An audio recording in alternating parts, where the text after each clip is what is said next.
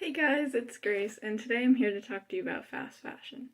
Fast fashion is becoming an increasingly dangerous problem in our society today. Fast fashion, simply put, is cheap fashion made to follow trends, worrying more about aesthetic value instead of lasting function and quality. Many retailers such as H&M, Zara, Forever 21, and more contribute to the movement of fast fashion. These quick-to-buy and cute fashions have been everywhere for years, feeding on trendy items from the latest catwalks and internet favorites. However, they have a huge secret. Fast fashion has an absolutely disgusting effect on the environment and the people who work in its factories, and we as consumers have to stop this cycle. Alright, let's talk about the environment, shall we? The impact that fast fashion has on the environment and will continue to have if not stopped is immeasurable. These clothes were made for landfills.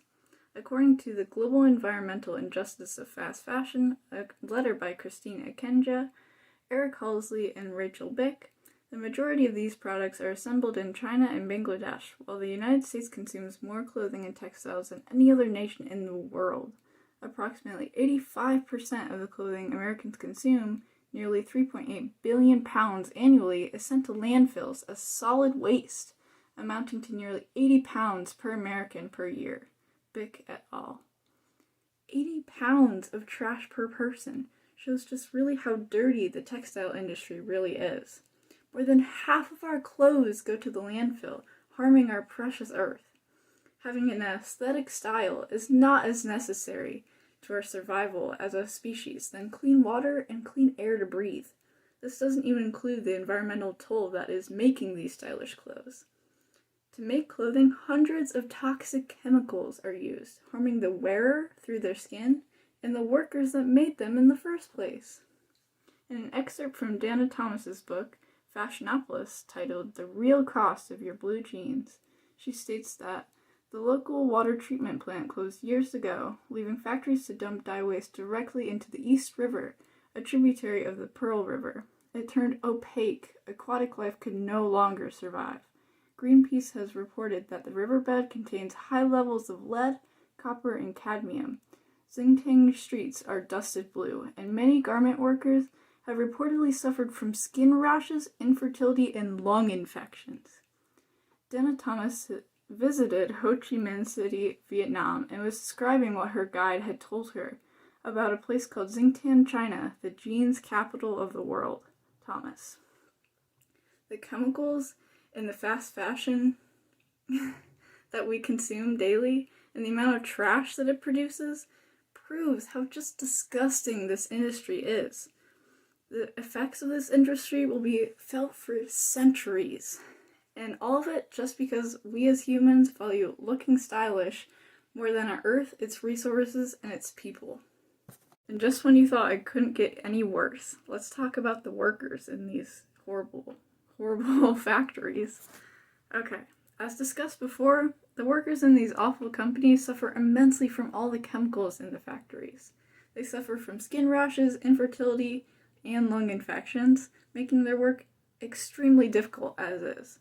Unfortunately, a lot of these workers are also located in lower to middle income countries, as fast fashion companies prey on the least fortunate to get cheaper and cheaper prices.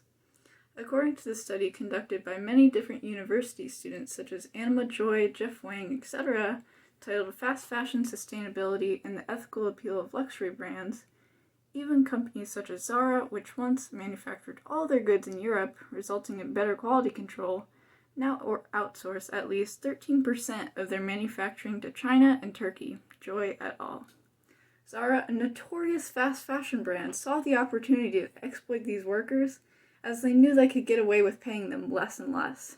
The less they pay these workers, the less the clothes cost for the consumers, which, while that sounds great for all of us, it's exploiting these people that don't know any better.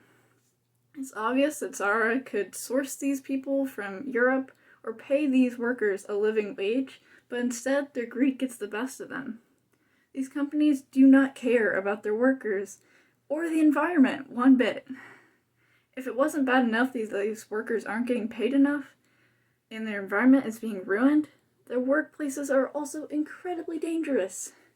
In the article by Rachel Bick and her other co-authors called the global environmental justice of fast fashion, they bring up the point that these workplaces have many other dangers, such as not enough ventilation in the work area, exposure to cotton and synthetic air particles, and when working on the machines may struggle with musculoskeletal dangers as the tasks become repetitive.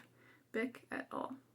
This quote is even supported by Dana Thomas in her Real Costs of Your Blue Jeans, where she actually went to a warehouse in Ho Chi Minh. She states that the fluorescent lighting was poor and it was 100 degrees easy. Large fans were to try and cool the room and it didn't work. Thomas. In total, Zara and other fast fashion companies exploit their workers into getting paid extremely low wages, even when they can afford not to. Expose them to deadly chemicals that could often cause life-threatening diseases, and don't even provide them with a work environment that's correctly ventilated or has air conditioning. Alright, let's discuss the other side of this, shall we? Okay, in the study conducted by Anna Joy, Jeff Wang, etc., they explained to some Canadian students about the effect of fast fashion on the environment, comparing it to recycling and other things that they actively participated in to help reduce their eco-footprint. In the study, it seemed as though the students were happy to do things like conserve water as much as possible, buy ebooks instead of real books, and even become vegetarian. However, according to one of the students, Joanne, she states that I'm happy to do my bit for the planet and recycle, etc., but fashion, this is another thing. Maybe if designers used eco-labeled materials and designs, a change would happen. But at this point, the eco-fashion I've seen is not fashion, they're just plain dull and for older people, perhaps. Joy et al.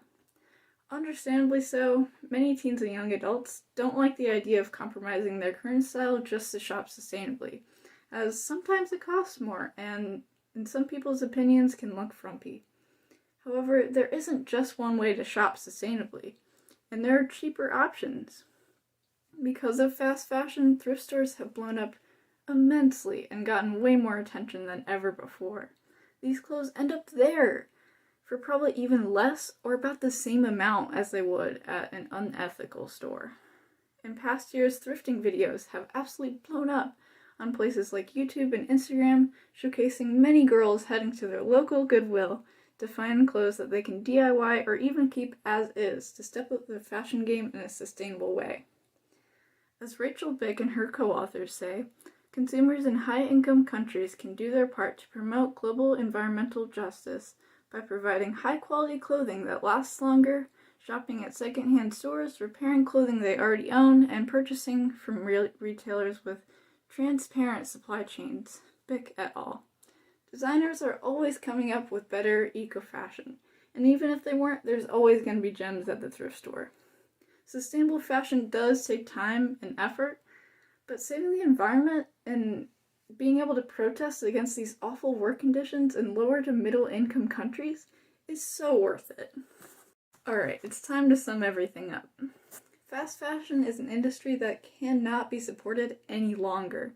Fast fashion causes environmental pollution harsh enough to kill aquatic life, produces tons and tons of trash every year going straight to landfills, provides toxic chemicals bad enough to cause skin irritation and infertility in workers, preys on low-income countries, and provides disastrous working environments.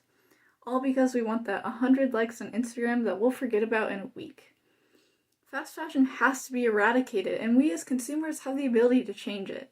We can do our part by supporting ethical brands, going to secondhand shops, repairing, restyling, DIYing old clothes, buying stable clothing that we'll know we'll get use out of, spreading the word, and more. Together we can stop fast fashion.